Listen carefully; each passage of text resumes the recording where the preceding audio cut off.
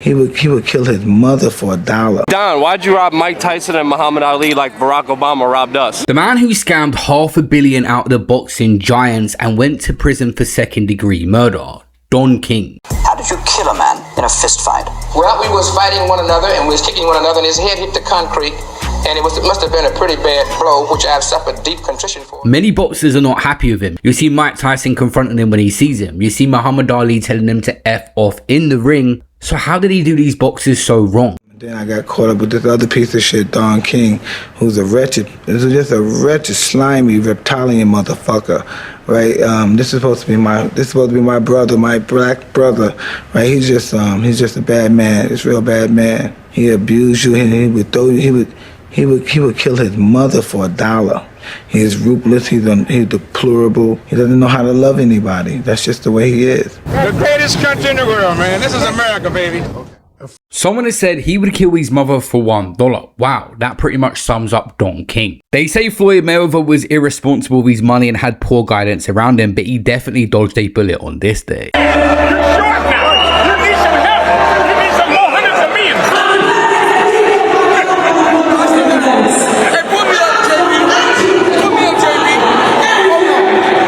Don. I still got 100 million. I ain't got no cash now. I knew it. That's what I said. You got to help me. It's a sin to count another black man's money. That's what Don King said. Okay. You gotta go back to the retirement home, bro. I'm sorry. Before boxing, Don King was a successful numbers runner of an illegal lottery operator in Cleveland, becoming a prominent racketeer. He attended Western Reserve University briefly, but focused on his gambling business. He faced 2 major violation incidents. In 1954, a justifiable homicide ruling after shooting a man during a robbery attempt at one of his gambling spots. And in 1966-67, a conviction for second-degree murder and manslaughter after stomping an employee, Sam Garrett, to death over a $600 debt. He served roughly 4 years and was paroled in 1971. Following his release from prison in 1971, he organized a charity fundraiser for a hospital in Cleveland. He convinced boxing legend Muhammad Ali to make an appearance. Ali in turn told King that a man of his ability and imagination was desperately needed in boxing. There was federal investigations where prosecutors investigated King for alleged payoffs to officials and ties with the notorious New York mob figures in 1999. The FBI raided his offices during the investigation into fixed fights and kickbacks within the International Boxing Federation. He's also been investigated by the FBI and the American taxmen, the IRS. They suspected he was staging fights abroad just to avoid paying tax. The IRS took me on. I beat the IRS, and few people do that. But that's God again. If I thought I would do that, my vanity would say that it was Don King doing that, I would be smiting. You know what I mean? But the idea of it is, I recognize where my strength is, and my strength rests in the Savior. And one of the things that's been said about you is that you've got too much control in boxing, too much power, that there's a danger of it being a kind of Don King monopoly. Well, you know, these are things that people say. Well, a lot of people just don't like black people, period. It doesn't matter what respective part of life that they do. They start out with the premise that they don't like the nigger. So therefore, they get themselves upset. Don King was obviously a master manipulator. He had gone to university and he had gone to prison. He had a mix of both. So he was about to legally push up against people and scam them in numerous ways. But he always positioned himself as being a person of the people. And that's why ultimately he ended up getting so much trust. I'm a promoter of the people, by the people, and for the people. And my magic lies in my people ties. The people are the most important.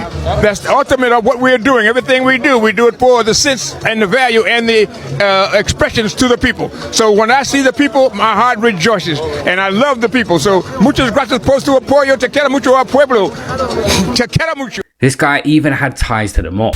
It appeared that you were headed for a life of crime and punishment. Tell me about that.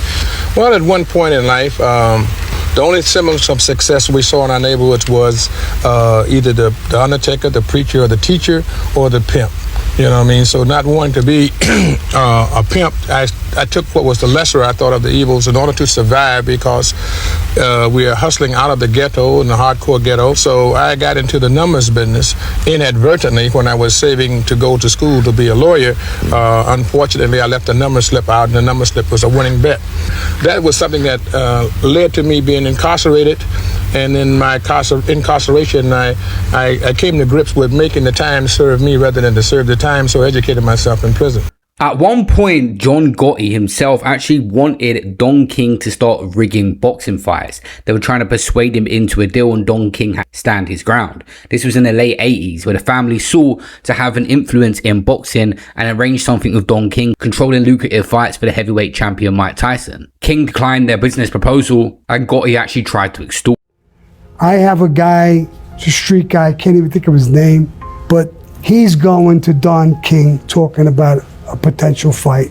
He's not having a lot of luck. Don King stands up. He don't want no part of this thing. He mentions John Gotti, this, that.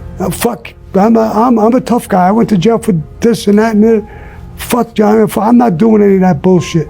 So the kid comes back and tells me. So I said, John, forget the whole thing now. It ain't gonna work. He won't do it. Don King won't do what we want. Did you tell him to mention my name? Yeah, I did. He don't want to be bothered. He said he's a tough guy, he did time. Really? Yeah. Tell the kid to go back, make another appointment, and kill him. Do you want me to kill Don King? No, not you. The kid, this guy. You want me to tell this kid to go back and kill Don King? Yeah, well, hit him with a proposal. If he says no, take a gun out and shoot him. All right, that's what you want? Yeah, all right. I grabbed the kid. He wasn't a kid, man. He's a guy, you know, it was tough. Listen, you're gonna go, you're gonna hit him with this proposal. If he says no and gives you that shit, I'm a tough guy, take the gun out and shoot him. Shoot him right in the head. Kill him. You want me to kill Don King? I said, it's not me. John wants you to kill him. What do you want me to tell you? You gotta kill him. He took off. The kid took off. I'd never seen hide or hair of him again. He must have left the country. I don't know where the fuck he went. He took off. So we never went after Don King because I'm definitely not going after him because this is insane now. We're hitting the guy because he don't want to do a deal. We'll be hitting guys every other week. You got to have a street education as well as a college education, you know, and then they both coincide together, and then you extract what is mutually advantageous to both you and the society in which you serve, your community.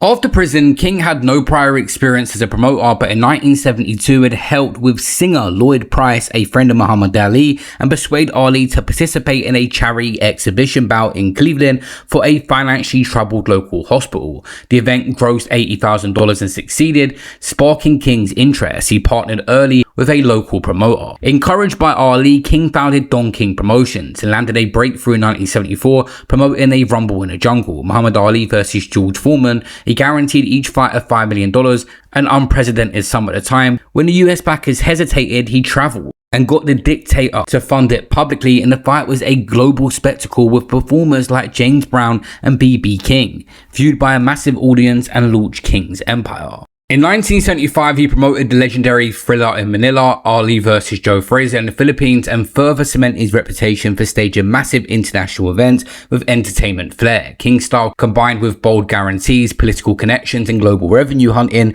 and showmanship, adding concerts and a spectacle. As a prominent black promoter, he attracted much of boxing's top African-American talent during the era where sport was transitioning. King promoted over 500 title fights and controlled much of boxing's heavyweight and top-tier action from mid-1970s through to the 1990s and even early 2000s. He often secured exclusive promotional or manager contracts, sometimes involving his son Cole. Notable fighters include Muhammad Ali, George Foreman, Joe Frazier, Larry Holmes, Mike Tyson, Evander Holyfield, Julius Caesar Chavez, Robert Duran, Lennox Lewis, all the big names he had worked with in this era.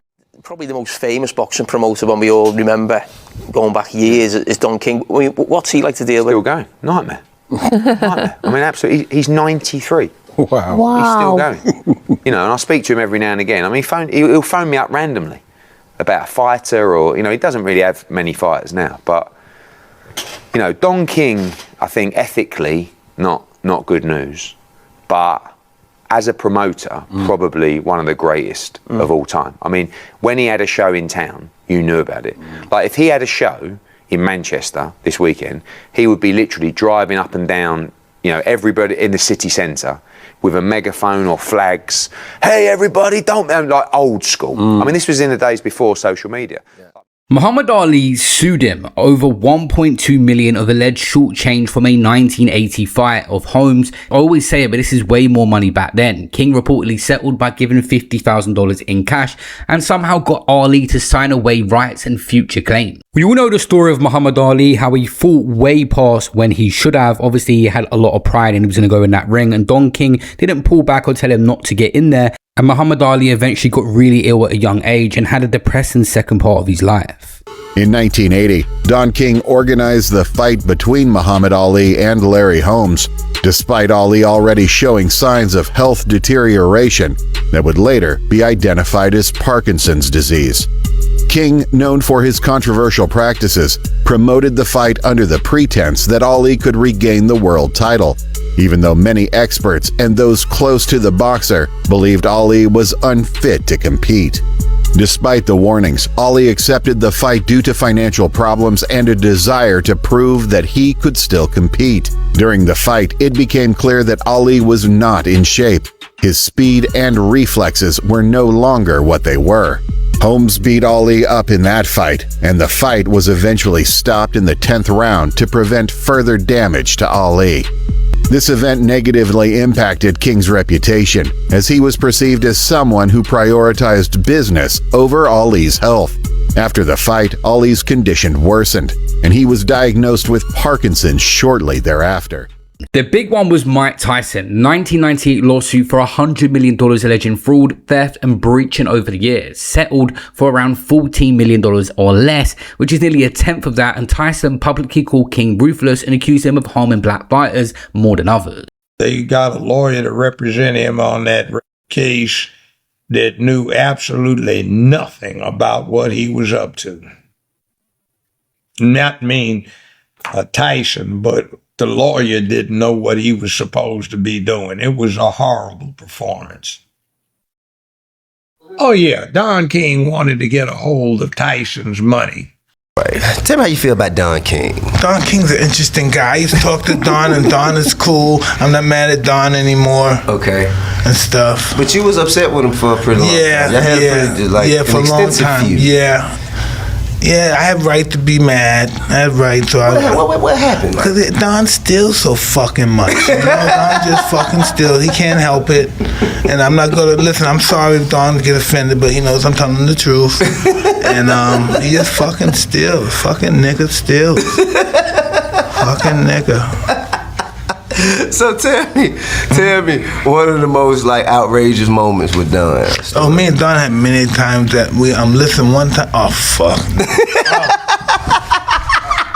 You gotta tell me. You got to tell me, man. All right, listen. Let me. Oh fuck. Okay. Come on, man. You got to tell me. All right. So I'm married to Robin Gibbons at the time, but we're divorced and she began divorced, right? All right. And so, what's happening? We fucking I gotta go get my money. I gotta go to my trust, get this money, right? So I go to the bank and I can't find the money. Right. I have some little fucking bullshit, 1.8, but it's a bullshit. So I'm trying to find some. We can't find the money, but the fucking people in the bank hated Robin Scott so fucking much. They said we know where the account's at, and they came over. And that's against the law. You can't even do that. They came and they showed us the account. They got the money out the account, gave us the money. So we got like $14 million in cash, and we got. You know how heavy that is. I don't per se, but I know. But listen, so we riding around. We got fucking money, and we just hanging around. And every time we buy something, we go in the bag with the fucking money, and we buy something just like some niggas. Yeah. We got big millions of dollars. We go in the bag. Hey, what you need some cologne? Yeah, I'll take some money. Go in the store, get cologne. We didn't think to put it back in another account. You know, we gonna ball, motherfucker. How long did this go? Of course, Mike Tyson did lose a lot of his own money himself through the stupid purchases that we spoke about before. Ridiculous amounts of cars, jewelry, nights out, birthdays, everything Mike Tyson was splashing, but Don King, he believes, ripped them off. It's Mike Tyson and Don King. Well, people keep saying, well, Don King ripped off Mike Tyson and this and that. Well, Mike Tyson made about $400, $500 million. That's his money.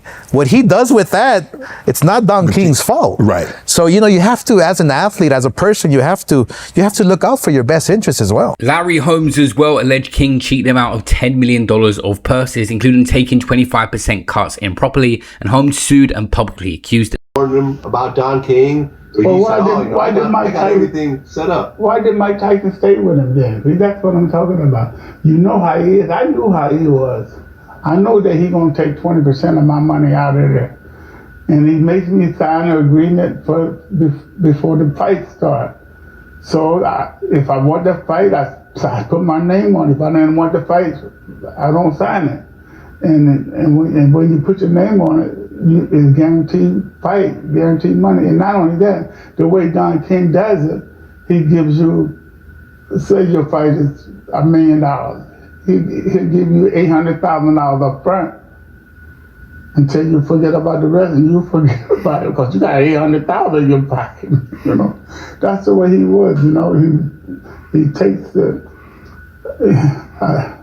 I hate to say all that, but anyway, Don he was a good promoter.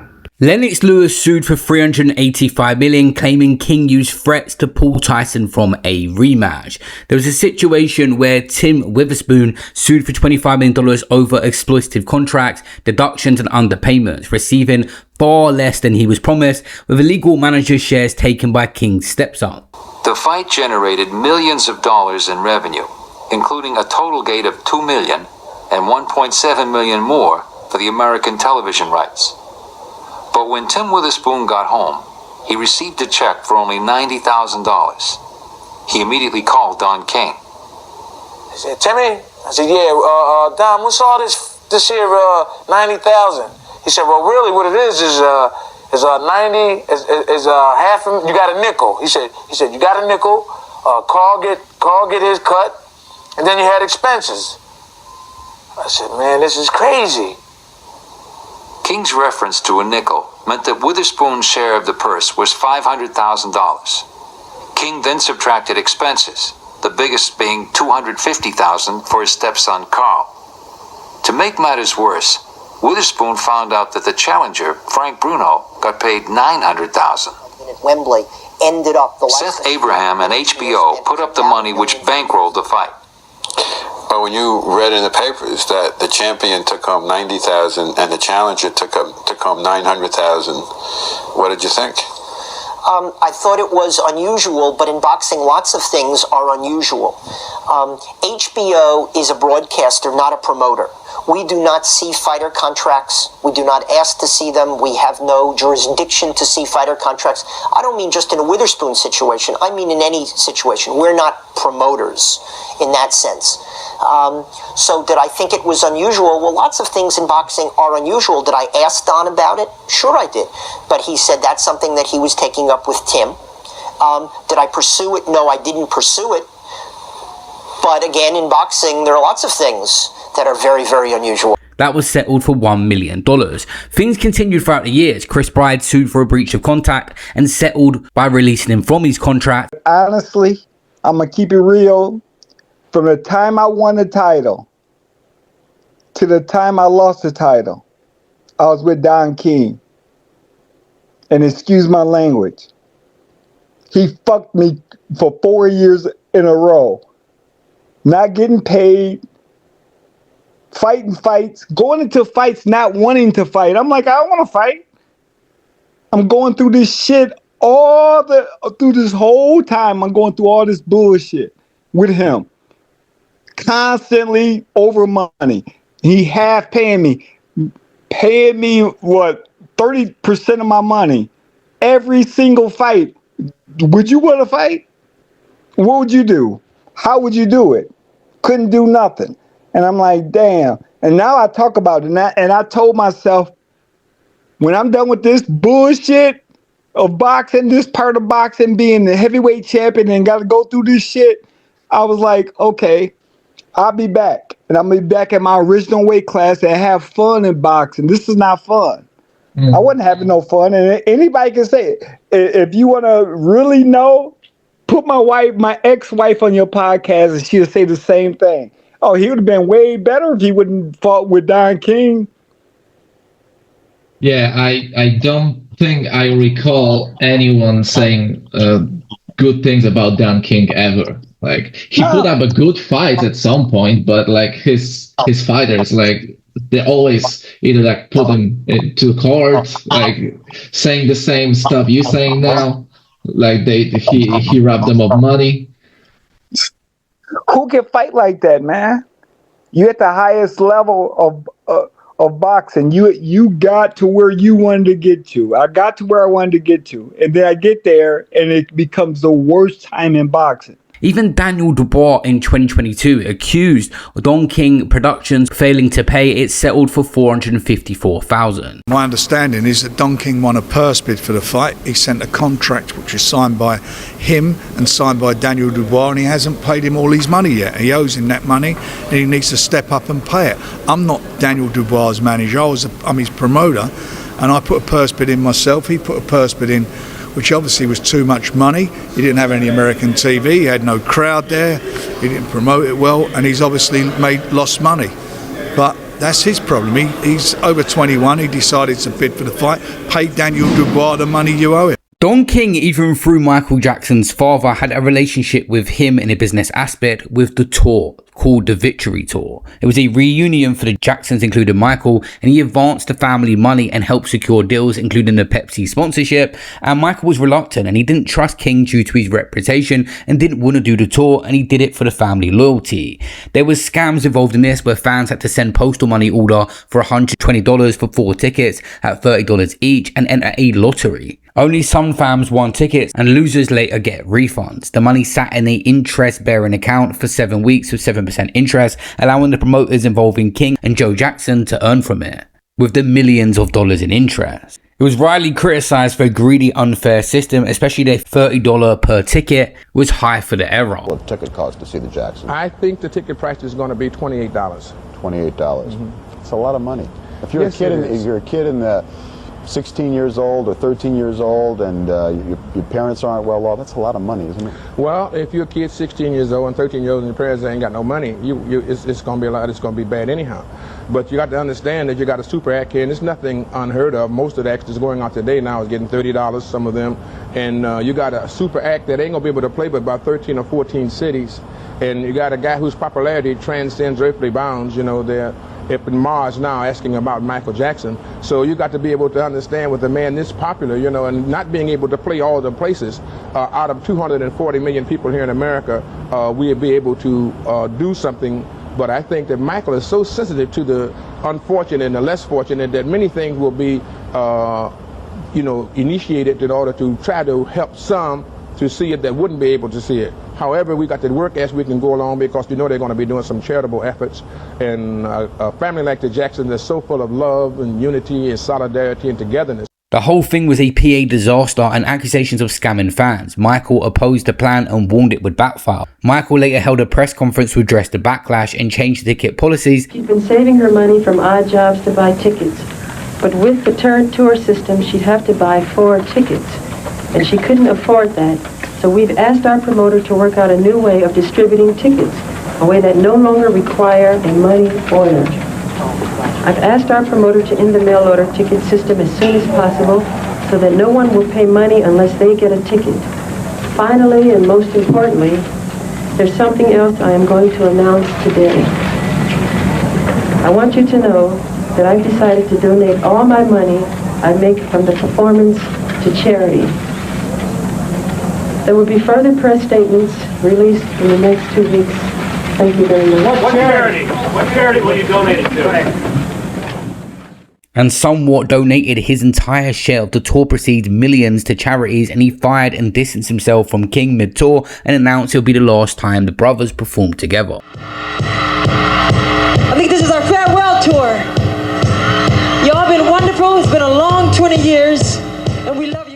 BYD Sports have filed a $3 billion fraud, defamation, interference and breach of contract over a 50th anniversary Rumble in the Jungle event. King allegedly backed out and denied involvement planning it. Don King Promotions are being sued. They was meant to be part of this massive Rumble in the Jungle 50th anniversary event, but then just randomly started to stop communicating with the organizers and pulled out. BYD's claims is that King encouraged and collaborated with them on an anniversary event over a year. King discussed the idea with Miller, who sent formal proposals. They invested significant time and resources, a understanding in Nigeria and advanced planning. In mid-2024, King suddenly ghosted, stopped responding to calls and emails, and then later, Don King Promotions sent a cease and desist letter denying any affiliation, accusing BYD of falsely representing authorization. This sabotaged the event at a late stage, causing major financial and reputational harm. Additional claims include fraud, defamation, and breach of contract. The damages sought $3 billion, citing the original Rumble's massive global impact and $100 billion plus gross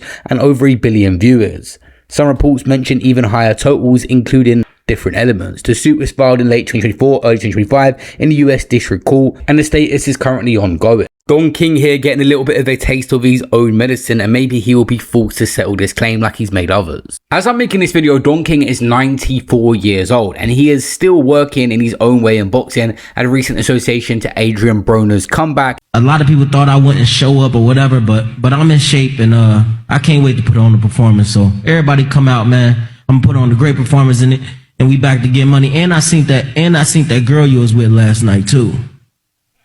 Terrible. I seen her too. You can leave her at home. She's trash.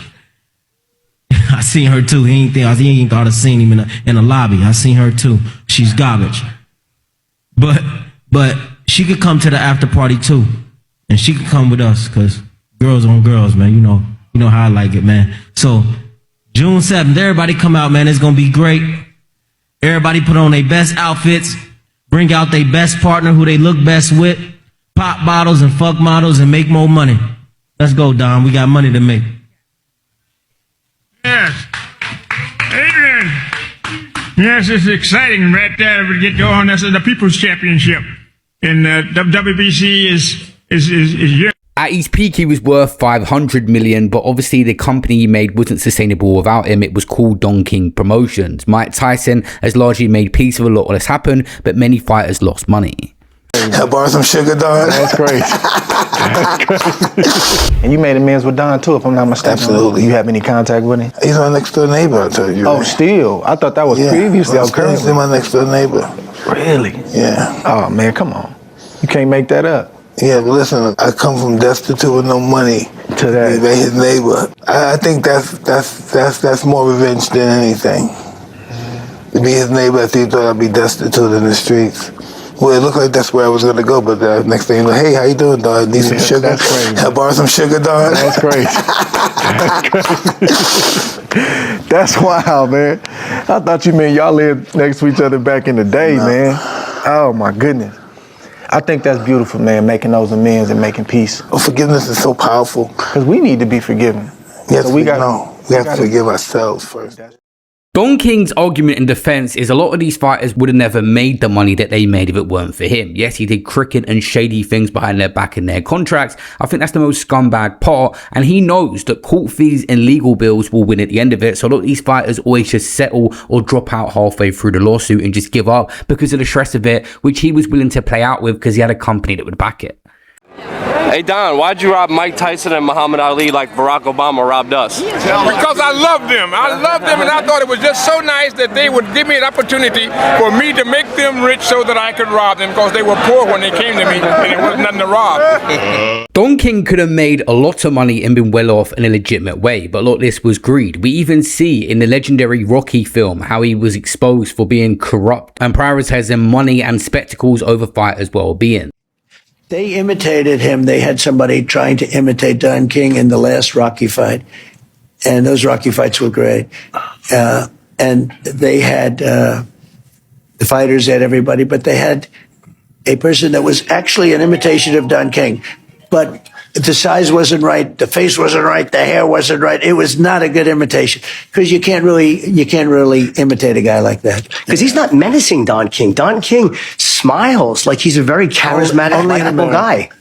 People at Mar-a-Lago, he'll walk into a party, he'll grab two beautiful people and he'll scream, "Only in America, only," and he gets away with it, right? He does get away with it. He said it to me and I was like, yeah, you're absolutely right, Don. I wasn't going to argue with him. He was good, a very good guy. And one of the most powerful things that, of course, Don King has built up over years is his political connections. Even in America, he's always had a really good relationship with Donald Trump, inviting him to the fights back in the day. And he's the now president, and they've maintained their relationship throughout the years and defended each other. America needs Donald Trump. Many people know what Don King is like in the boxing world. I was scared of you yesterday. She was intoxicatingly beautiful. Beautiful eyes, you know what I mean? Captivating lips. It's working smile. today. Time that I touched It's just wonderful. But this guy had both sides of the coin, where he was street savvy and come from that background, and also could tie you up legally as well, where you have no choice. And he made many fighters just settle for less. It was rumors that he was charging Mike Tyson like, 10 grand for a towel or some bullshit like that. Mike Tyson made the most money he ever made in his life with Don King, right? Right. Okay. Now, if you're fighting for this much, let's say 5 million, 3 million, and then somebody come around and say, look, every time you fight, we're going to give you 25, 30 million. And you sign that, right? Right. So every time you fight, no matter what, you getting 25, 30 million, 40 million, right? Right. Fuck what they getting. This what you signed. Right. Don't worry about what they getting. You can't worry about it because this what you signed. Right. And it's the most money you ever made in your life. Correct.